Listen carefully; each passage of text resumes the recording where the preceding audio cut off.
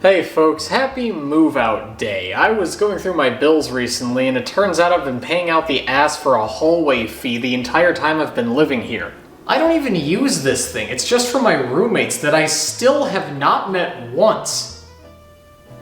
Alleged roommates. It's been so weird knowing that they're here but never coming across them. I mean, it felt like I was just being constantly observed by some external presence that I could never actually see. Imagine living like that. So I got a new place just like the old one. But without a hallway, because it'll be way cheaper and I've gotten really into claustrophobia and loneliness recently. Well, I guess it's time I got started unpacking my stuff.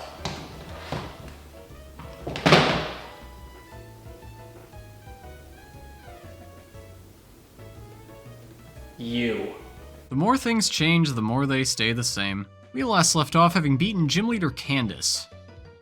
Dick fit in your mouth. First thing on the itinerary today is heading to Veilstone City to continue the Team Galactic arc of the story. One thing that I think this game does fairly well is the backtracking. The Galactic HQ in Veilstone City is partially accessible when you first visit it, but as you might expect, the vast majority of it is still completely closed off. It's nice to be able to return to these previously visited locations and explore them in a completely new light, just being able to go back somewhere and be like, oh yeah, that place, so that's why it exists. It's just fun to revisit old places and remember what it was like when you first explored them, and I think it's done well in this game, both by unlocking things as part of the story, as seen here, and as annoying as they otherwise are, HMs also really help add to the fun of revisiting old locations in new ways. Upon flying to Veilstone City, I decided to pay a little visit to the department store and buy the TM for Thunder.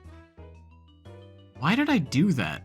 Anyway, I head to the Galactic HQ and I find this random grunt here whose life and career I apparently ruined. See, personally, I like making people's lives worse, so this was a really touching moment. We meet up with Looker again, who wants us to head into the Galactic warehouse and sneak into their hideout that way. This is the part of the game where the evil team really takes center stage. It happens in pretty much every Pokemon game when your quest to discover these fun magical creatures and become the very best comes to a halt and you have to stop Armageddon.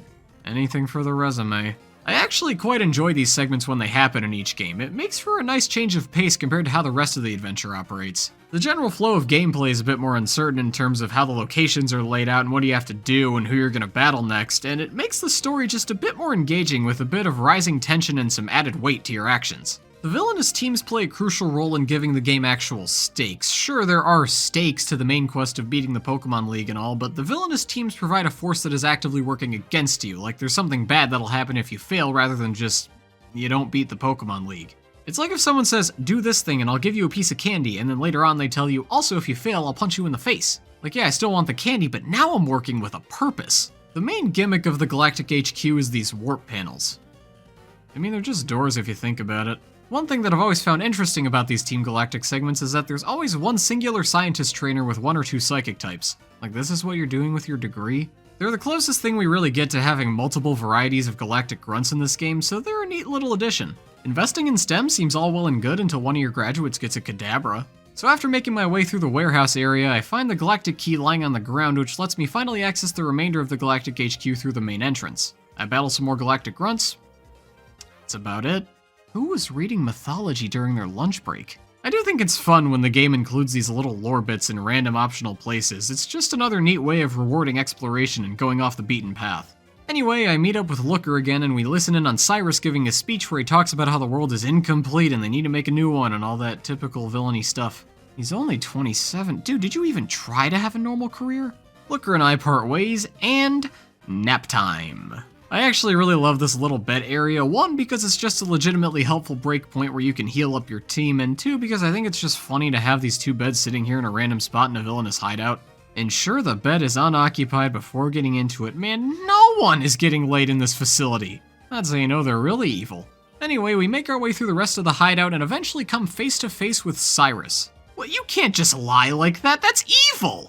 Yes, he reveals that the new world he actually wants to create will not be for Team Galactic, but rather completely for himself and himself only. He's probably just an introvert. See, Cyrus is an interesting character because he's a complete and utter sociopath who is unable to comprehend human emotion, and he also still has just 3 Pokemon that aren't very strong, so the second battle with him isn't very remarkable. He makes up for it though by at long last giving us the Master Ball. Getting the Master Ball is another one of those staple milestone moments in Pokemon games, when you know you're really making progress and nearing the climax of the story. After all the hard work and dedication, finally you get to say, "The Master of Balls, that's me, bitches." The Master Ball is guaranteed to capture any Pokemon you throw it at. It's clearly intended to be used on the game's main legendary Pokemon, because those fellas are tough to catch by normal means, and considering they're usually mandatory encounters, not everyone wants to spend their time and effort doing that when they could just catch it immediately. It ultimately comes down to personal preference whether to use it or not, but it's nice to have it as an option, and at the very least it does have a decent amount of symbolic value in the story. Crucially, Cyrus also tells us that he's going to Mount Cornet. Well, who the hell is Cornet? We press on into the lab where we find a bunch of weird test tube looking things. There is something sus... Where? Oh, there is something suspended in a green fluid. Is that Nickelodeon slime? Okay, so the real point of interest here is this room where we find another underwhelming battle with Commander Saturn. And we also see the 3 Lake Guardian legendaries, Uxie, Mesprit, and Azelf, apparently in pain stuck inside these machines. After beating Saturn, we're able to set them free, whereupon we find out that Team Galactic crafted a so-called red chain using the 3 legendaries. They ripped the fucking organs out of their heads. This is shockingly grim for a Pokemon game. Yeah, there's always references and vague allusions to disturbing dark concepts in the series, like, oh my god guys, Pokemon can die, aren't these games dark?